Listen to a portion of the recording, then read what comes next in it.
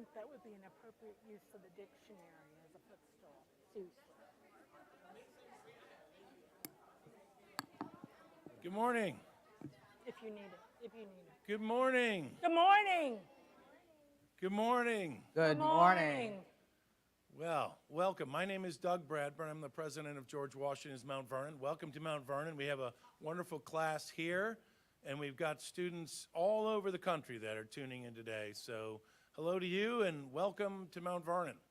So Mount Vernon is George Washington's home. It's been a special place for Americans since the founding of the nation because he, of course, was the one that led our nation's independence fight and came back here after giving up power, and then he was the president of the Constitutional Convention and the first president of the United States, so called the father of the country in the 18th century and beyond. And here we teach people about his legacy. And we're here together on a very special day. It's Constitution Day. And Constitution Day is a wonderful day because it's the day that represents the signing and ultimately the ratification of the U.S. Constitution, which is the government that we all live under. Constitutions are the rules by which the game is played. And you're going to hear a little bit about games later today. One of the critical things, though, that we all need you to remember is that the Constitution was only possible because of compromise, because a very diverse nation with all sorts of different interests were ultimately able to get together and agree that they could live together and they would work together in spite of their differences so that they could serve the common good and find liberty and union for all. So we are excited to celebrate Constitution Day, and we're excited right now also to partner with iCivics, who we've worked together with on this great game, which you're going to get to play this game to make your own Constitution. Constitution writing is a pastime of Americans since the beginning of the founding. There are some nations that don't have a written constitution. There are others that write a constitution and then they just don't follow it at all. But Americans wrote their constitutions, we amend our constitutions, and we expect the people then to ratify and support these constitutions. So the United States of America represents one of the oldest written constitutions that's still functioning as a major government and really gave a lesson to many nations around the world. So it's a wonderful morning here. I hope to see you all at Mount Vernon. This is a place that gets 1 million visitors a year, including 400,000 school kids, like those in the classroom and like you around the country. And so I hope to see you at this place at some time. With that, with no further ado, I'd like to welcome a good friend of ours here, the CEO of iCivics, Louise Dubé. Louise.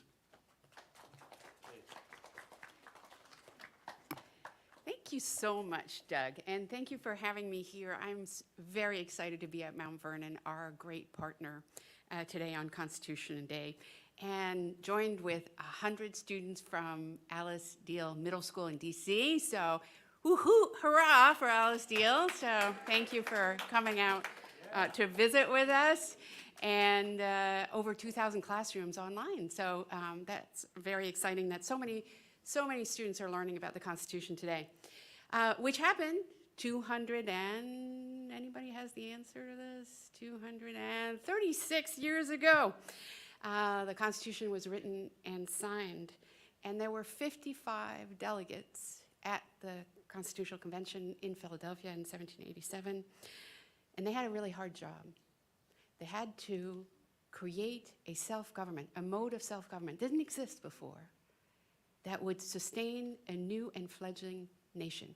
To do that, they had to overcome a lot of deep divisions. You know how you guys disagree with each other a lot? Well, they disagreed even more. And yet they found a way through it. And that requires a commitment to public spiritedness, a commitment to the common good and common goals. I want you, when you walk away from this today, that's what I want you to remember. Try to find a way through in which you can agree. The preamble to the Constitution makes it clear. All we could get was a more perfect union, not a perfect one. And the work of making it more perfect all the time, that's up to you guys. That's up to every generation. That's why you're here, to learn about how we keep that going. Today, you're going to learn from renowned constitutional scholar Linda Monk and her two special guests, George Washington and James Madison. From then, you're going to hear about the Constitution and the Constitutional Convention and all of the debates that animated the Constitutional Convention. And then you're going to play a game, Constitutional Compromise. We developed this game with Mount Vernon, and you guys are the first students to play that game. So you're going to let us know how it goes and what you like about it. You're going to learn how difficult compromise is. Some of the compromises that were made back then, we wouldn't make today. And yet we learn from that exercise what happened and how we got to be such a strong nation. Millions of students are going to play this game after you guys do. So welcome. Thank you for joining us. And please let me turn it over to Julie Silverbrook to introduce Linda Monk and her special guest. Thank you so much.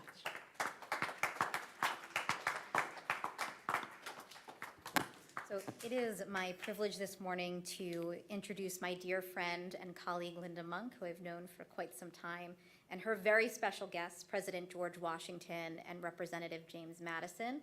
We're going to go back in time a little bit to 1792, not too long after the Constitution was signed and ratified. So you'll have to suspend your imagination a little bit when our speakers join the stage. I'm going to provide very brief introductions. Linda Monk is a constitutional scholar and nationally award-winning author whose passion is the U.S. Constitution and the American story. Some people call her the Constitution Lady. I call her part of my gang of Constitution ladies. She's won twice the American Bar Association Silver Gavel Award. It's the highest honor for public education and the law. She has a number of wonderful books about the Constitution, including the Bill of Rights, A User's Guide, and The Words We Live By, Your Annotated Guide to the Constitution. She speaks and presents all over the country, including at the Pentagon, National Archives, and the Smithsonian.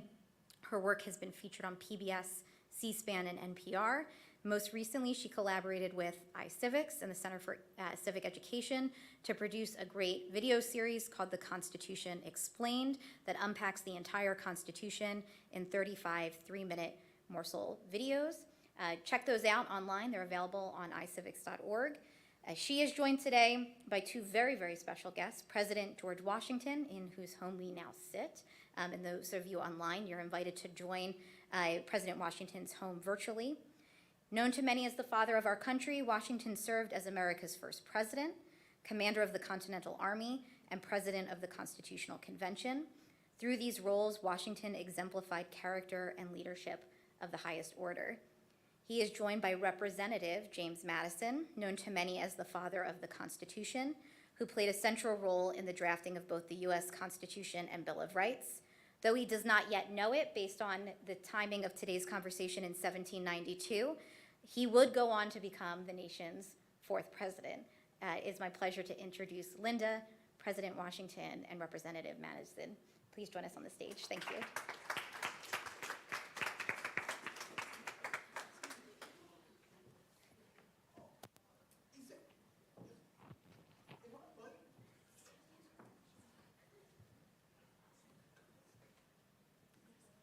Good morning.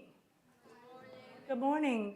We are very privileged and honored today to be at the home of President Washington, along with his close colleague, Representative James Madison. It's an exciting time for our country. It's such a privilege to be here at Mount Vernon. I understand that it's designed to be the nation's capital. And I'm sure that there will be many people coming to live there and also engaging with the principles of our government. So I'm honored to be with you all today. Let's start at the beginning, how we got here. And I'll address this question to President Washington. I'm remembering when you traveled to Annapolis, where the Congress was sitting at that time, and you tendered your resignation as Commander-in-Chief in 1783, and the world marveled.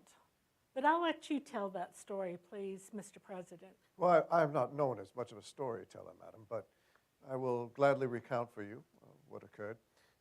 As the war had ended, it was very important that we set a precedent and example that we were an army in the service of the people, and the people represented by the Congress. I always considered myself a servant of the Congress. And so when the war was ended, I was very pleased to be able to return my commission. And as I traveled there, there were many forms and formalities that had to be observed because they wanted to make sure that it was recognized that I was being subservient to that very body, the Congress.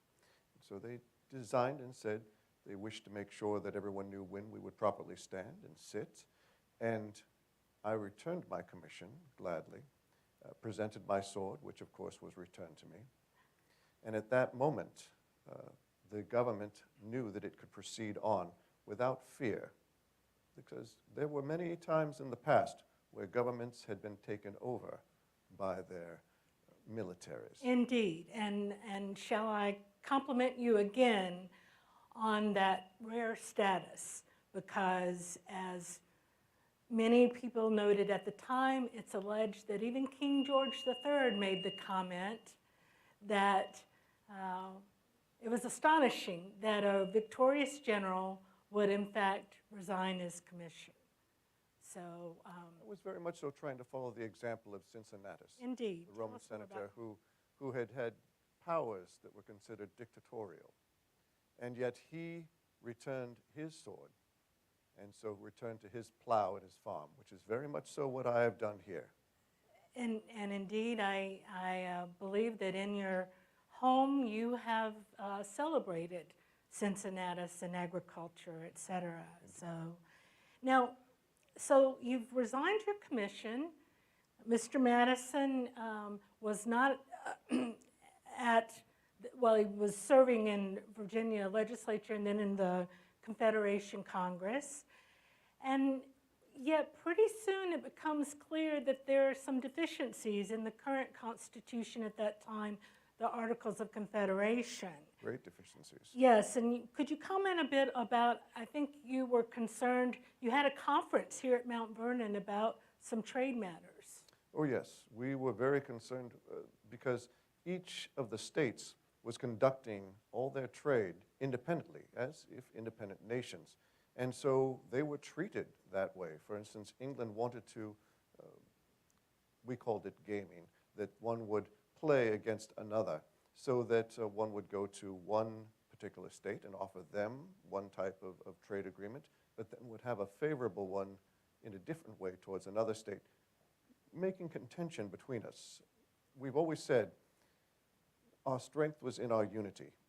And from the very outset of our nation, it was always the goal of those who opposed us to divide us one from another. And this was a way to do so economically. Indeed, indeed. And as I also recall, even New Jersey was considering receiving its own ambassadors. And some of the states were not respecting treaties of the entire government. Much as they had done previously. So not necessarily anything new. Mr. Madison, I recall that you, seeing similar difficulties, called for a convention to be held in Annapolis, Maryland in 1786. Could you tell me a bit about that convention and what the goals were and what, if anything, came of it? Certainly, I'd be happy to. It's a pleasure for me to see this wonderful audience in front of me. By the way, you're all invited to my home in Montpelier anytime you'd like to come. We always receive guests with open arms, and you may stay as long as you like. Regarding the Annapolis Convention, it was myself in my state-level government's legislature, the Virginia legislature, that I proposed that we meet in Annapolis, and it was actually the legislature's consensus that we do such a thing, but I suppose you could say that I was the one that asked the question. And as I recall, that's a theme of your life, is that you are definitely the person who's willing to ask the question. So how did the conference proceed? What was? Well, as the president already knows, it, to put it in a nutshell, failed because not everyone attended, even though they were all invited. And in Annapolis, Maryland, the Maryland contingent didn't even show up. Indeed. And out of the entire country, remember now, we had won the war and we were operating on the world stage, but these Articles of Confederation were rather deficient in helping us to beat Great Britain in the war.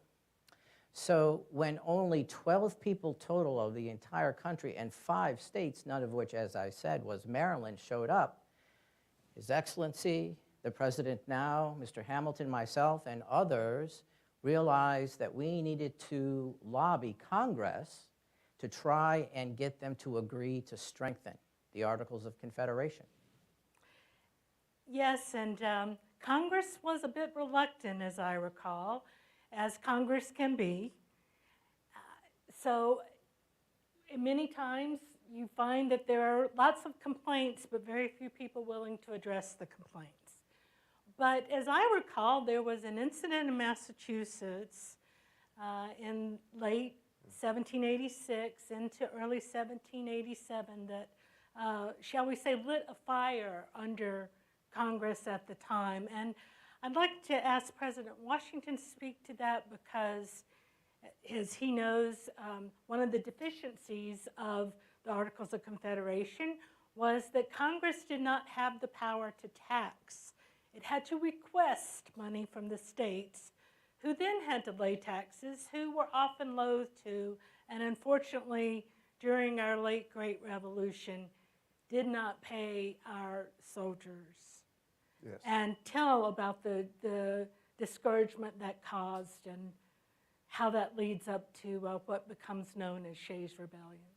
Yes, well, it was the unfortunate truth throughout the war that it was very rare for our soldiers to see payment. And of course, Congress had issued bills of money that they were not backed by either gold nor silver, and so they very quickly became almost worthless. You could trade one silver dollar for more than 100 of the continental dollars. But even then, payment was not given to soldiers. The officers did not see payment for the final 3 years of the war. And so there were many who returned to their farms after that revolution without seeing any recompense for their service, which created a great difficulty. And as our economy began to move forward, there were great difficulties with where money was owed.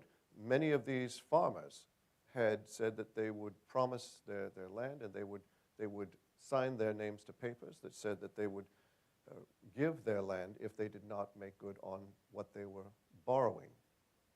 And so they borrowed so that they might continue their crops. And then above them, those merchants, they were borrowing money from England. And so England then put pressure upon the merchants that they must collect their money, and then the merchants began to put collections against the farmers, whom I very much so empathize with their situation, having been in debt myself previously as a farmer.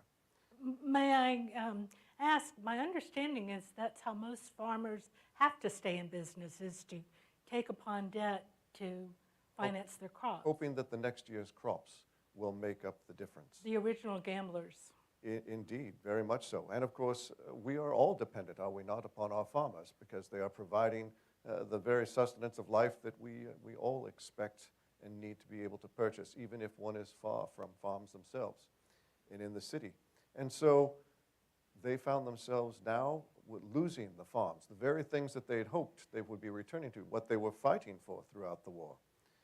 And now, as their farms were being lost, they began to march against our institutions, as in our government buildings and courts.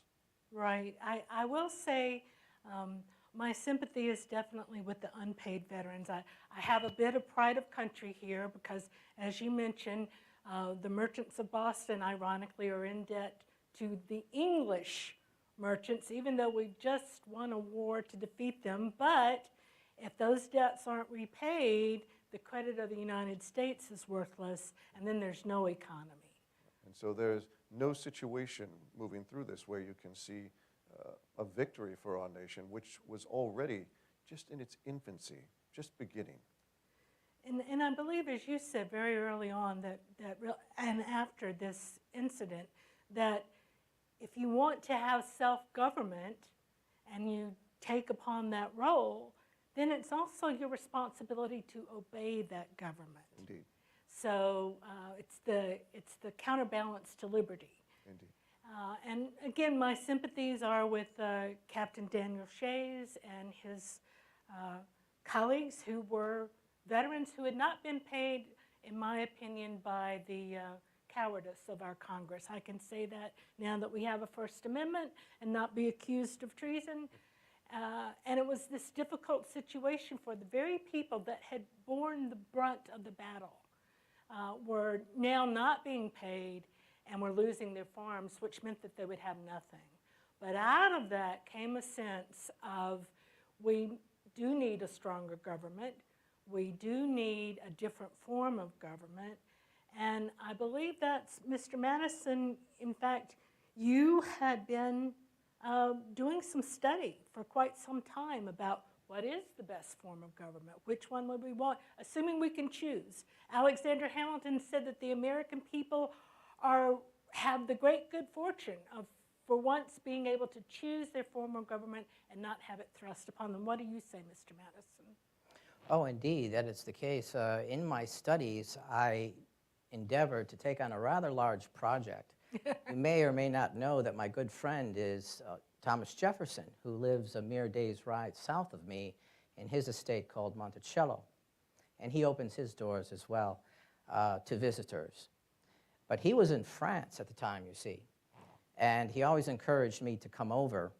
And I never did make it over there, but I did make a request because I knew Paris was a city that could be counted on for all kinds of commodities and culture and any manner of material objects and other things.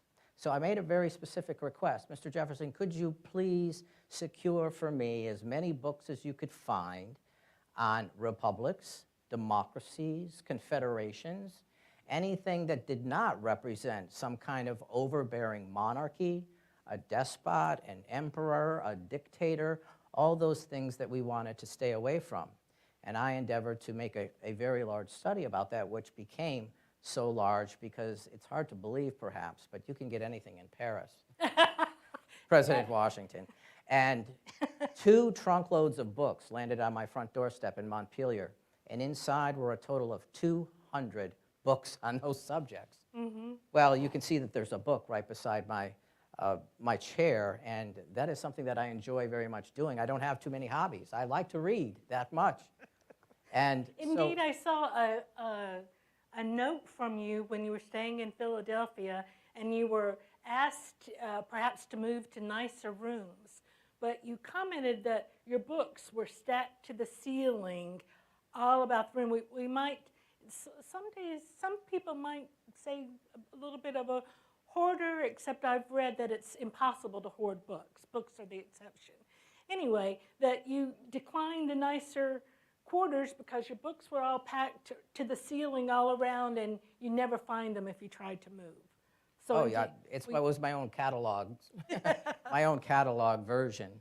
But I did endeavor to make a very large study on the matter and came to a conclusion that we had to do something quite drastic, because none of the previous confederacies, republics, or democracies ultimately survived. And the world only knew one kind of government system that actually worked, a monarchy. Now, that would be if it was a benevolent or good monarchy. You can have good kings and good queens and bad queens. But if you had a benevolent monarchy, that's the striving that the world was really going for. And we were completely opposed to that. We wanted to return to some of the philosophers, excuse my pronunciation, from back to Greece and Rome, and then some of the other confederacies that had come along the way. And I believe you concluded after all this study that indeed a republic was the best form. A republic defined as a system of government that ultimately depended on the people for its authority and its say. Did I say that correctly? Yes.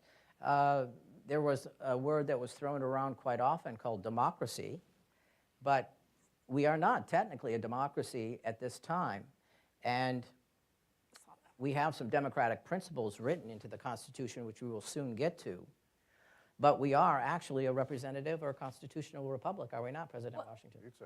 Well, and I would add, there are those who would say it's not a democracy in terms of direct democracy, but the term is also used a democratic government. This one we can say we have a democratic republic or a constitutional republic or a constitutional democracy. But we know that the framers themselves were not fans of the word democracy. They associated it with, Fans, madam? I'm sorry? Fans? Yeah, Are there any ladies in the room that are a little too hot? fans, proponents, Oh, adherents, yes, I see. Admirers of- devotees. Yes, very well, I understand. Thank you for translating for me. But so we now have had Shay's Rebellion. We have had Mr. Madison do quite a lengthy study. But you have to recall, madam, that even while he was doing the study, there were people that were proposing forms of government that had never been heard of before.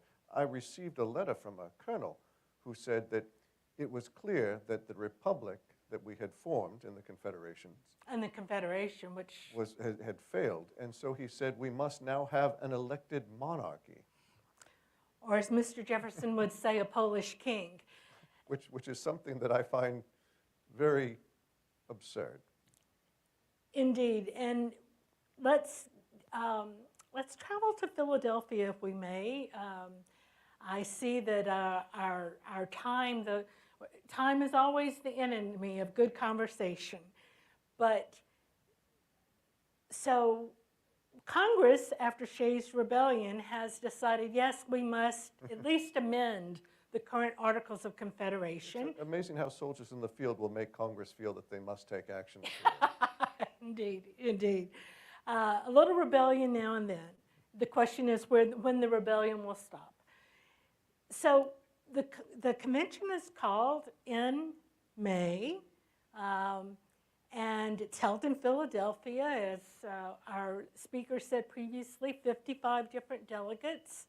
And I believe you had some reluctance about attending.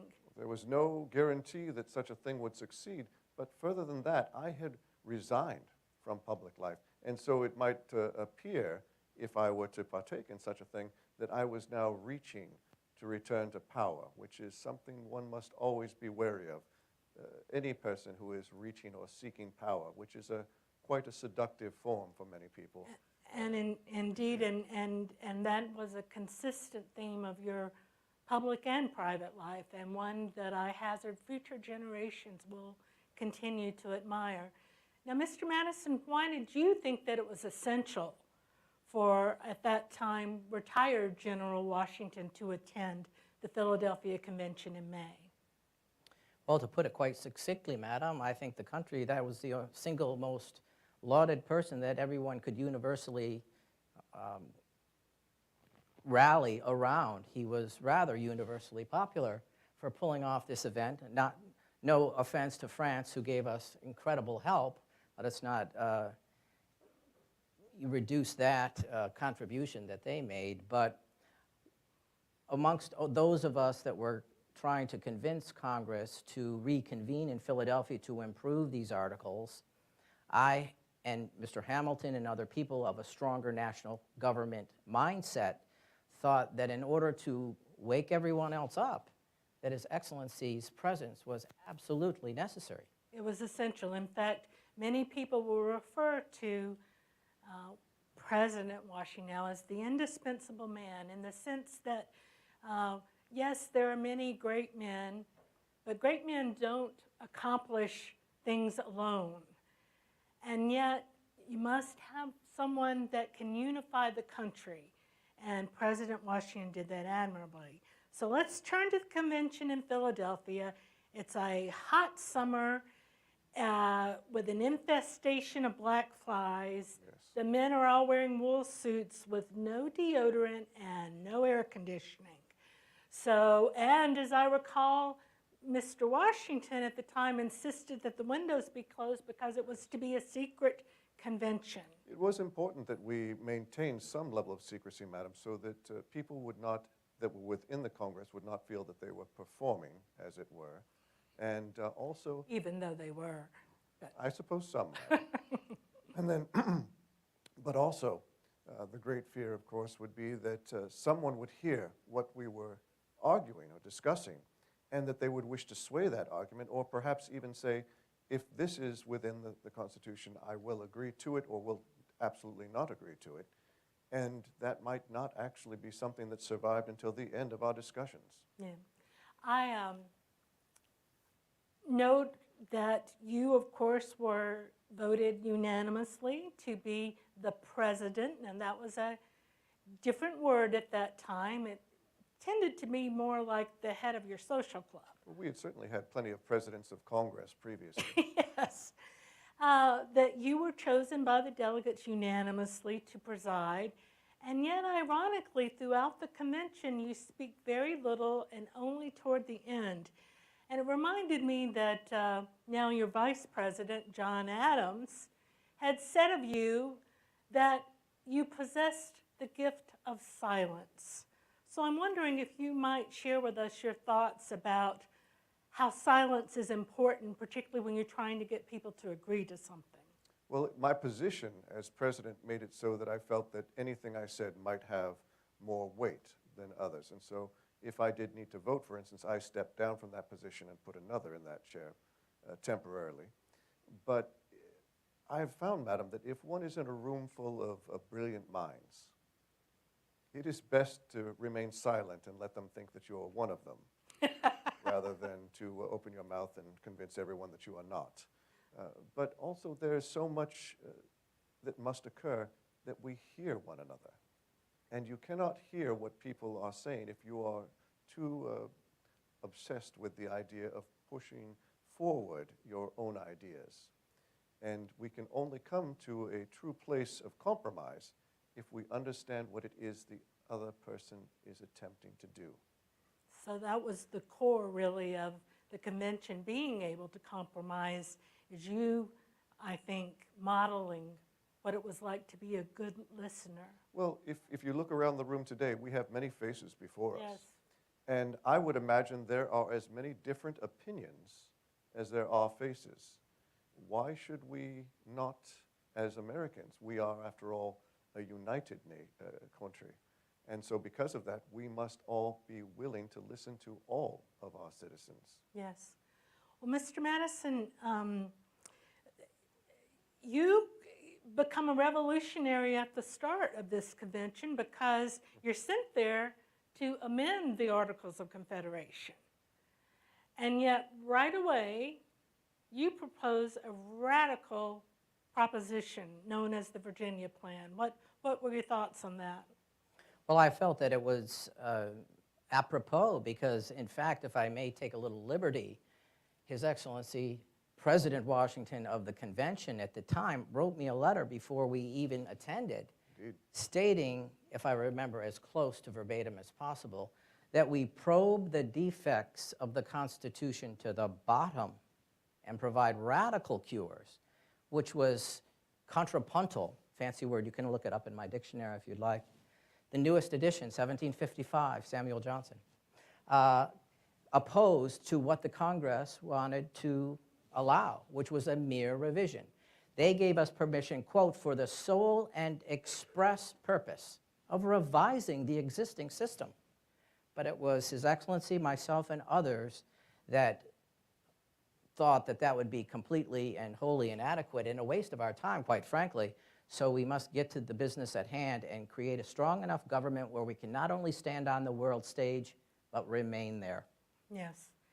And as that plan is presented, there are many other proposals. We're going to focus today on two of the key compromises at that convention, two critical issues that continue to be at issue for our country today, and upon which I think our audience will have a lot of concerns. The first issue is, in the Articles of Confederation, everybody was equal. Little Rhode Island and big New York had the same vote. So you can imagine in a family of 13 brothers and sisters, if suddenly some brothers or sisters want to have more power than the others, they're not equal anymore. Mr. Madison is saying, wait a minute, the state should be represented on the basis of population. And that's going to give Virginia and some other states much more representation. Now, as you recall, in American history, there are states. We'll have a state called California that has a lot of people, et cetera. Imagine if all of those people in California only had one vote in the Congress, the same as Rhode Island that had very, very few people. And the other issue is with taxation. It's like representation in government also comes with a tax.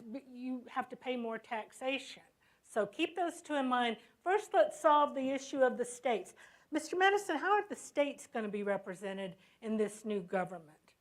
Well, that, again, was a compromise, and if I can say that President Washington might agree that none of us got the final product that we originally wanted, because as Mrs. Monk mentions, I was a proponent of proportional representation throughout the legislative body, whether it be the House of Representatives or the Senate, being of a much more Republican way and a better representation of the people themselves.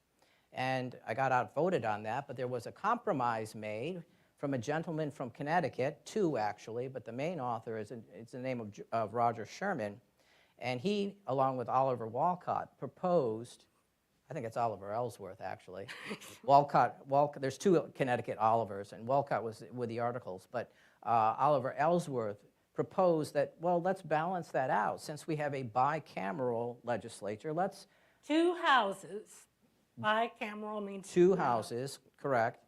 That let's make everyone happy as much as possible. So let's give Mr. Madison what he proposes, proportional representation in the lower house, in the position that I hold now as congressman, and in the upper house where the Senate sits, we'll give equal representation. And that was a great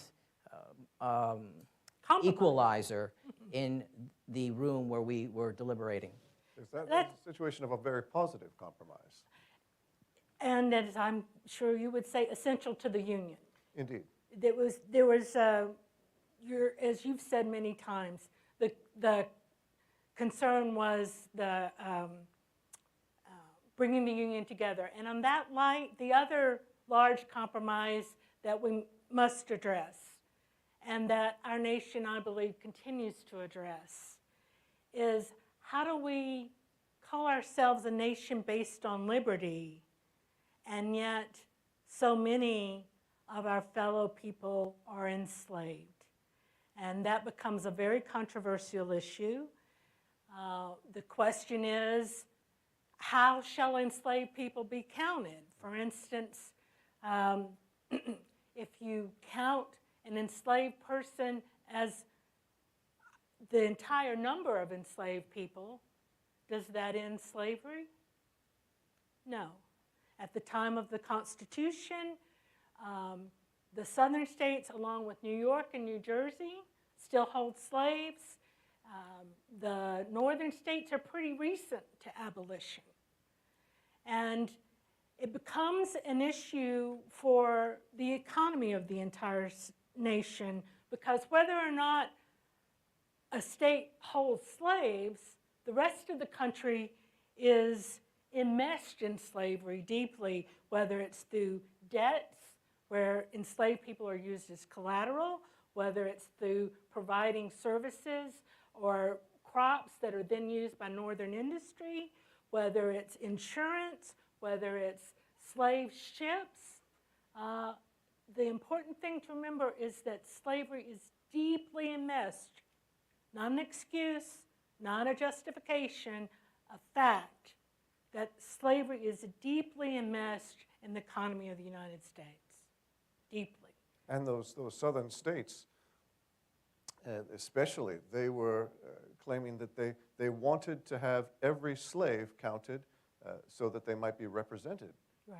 But would those people be able to vote? No. Indeed, women, children, Native Americans, none of them were, men without property. Indeed. And so we said, oh, so you do not wish to acknowledge them as, you want them to be acknowledged as people. And they said, well, no, they are property. And we said, well, now if they are property, then they do not count towards your complete power. And we knew that this was going to continue to be an issue. They were very aware that there were already leanings, and there were many different of the states that were already proposing a manumission of slavery so that it might gradually be eliminated. And they wished to delay that as much as possible. And so they said that under no circumstances would they agree to this Constitution if we did not find some other way to compromise, where they wished, as I said, to count everyone as a person only for the purposes of their own power and vote, which would mean we would never see an end to slavery were they to have their way. And I believe one of the delegates at the convention said, Mr. Mason, as I recall, that because tobacco, which was the principal crop upon which slavery was based, the slave system was used, was diminishing, and so that they had a hope that slavery would be abolished. Mr. Madison, I believe you came up with the compromise, which is that the Constitution always refers to persons and never refers to persons as property. And yet when those persons are counted that are held to contract, what is your resolution there? Well, the first thing that I'd like to point out is that the concept of slavery was brought up very early in the convention. In fact, the first time that I spoke about it myself was June the 6th, and don't forget, Mrs. Monk had said that the convention began in late May. And what happened was that it got pushed aside. We tried to address it immediately at the beginning and talk about the abolition of the practice. Even Mr. Jefferson did in the Declaration of Independence. But unfortunately, and personally, I must say that I'm quite the pragmatist. I think His Excellency the President would agree, a working politician, and what we needed to move towards was a gradual emancipation solution. We were never in a position, any of us, that wanted to do anything but emancipate our enslaved peoples, but we had to create a system where it would be done gradually moving forward. And it is in the Constitution that says that the first thing that we wanted to get rid of was the slave trade itself. And so the compromise that Mrs. Monk is specifically referring to is that the people that were involved in the enslaved duties would be counted as 3/5 of a person. Right. Well, and the 3/5 of the total number would be counted, because the irony is that, yes, counting the full number gives more representation to slaveholders in Congress, but if you don't count the number at all, then the southern states don't have to pay their fair share of taxes. Indeed. So I see time as our enemy again, tick-tock. I want to refer to one last compromise, and I'm afraid you'll have to discuss it with the audience privately, but there is no Bill of Rights when the Constitution is signed in September 17th. And it causes quite a dilemma, because as you know, when the Constitution is signed, it doesn't just magically poof, fairy dust, turn it into government. No, they have to go back to the Congress that sent them there and say, oh, sorry, we didn't do what you told us to. We did something entirely different. Congress decides not to weigh in, but it does allow the states to go forward. So from my view as a constitutional scholar, that means there was not a coup. There was not a coup because these gentlemen didn't ride out on their horses saying, and the new government begins. No, they gave it back to Congress, much as General Washington returned his commission, And then the people in the ratification conventions voted. And guess what? One of the things that they voted on was whether or not they wanted a Bill of Rights. And that then becomes, I'm having to wrap up here, that becomes the issue in the first Congress. Mr. Madison is elected to the first Congress. And as his opponent, James Monroe, he was able to tell the people, you know what?